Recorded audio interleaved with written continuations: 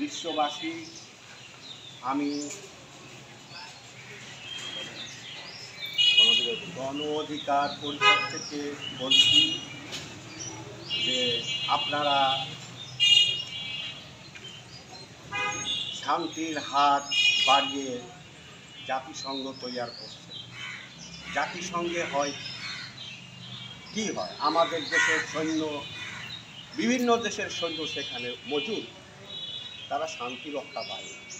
মানব সভ্যতার একমাত্র মিশন হল জাতিসংঘ।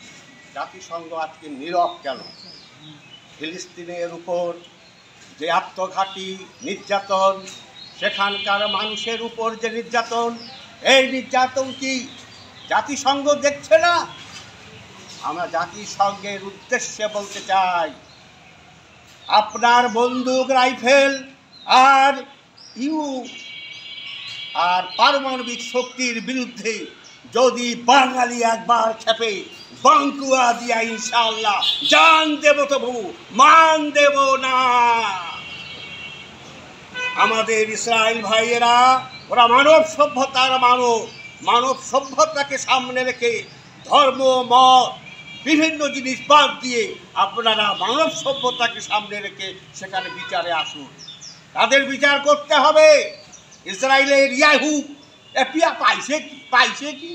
হ্যাঁ, বেটা বাঙালি চোদন বুঝো নাই, বাঙ্গুয়া ঠেলে দেব।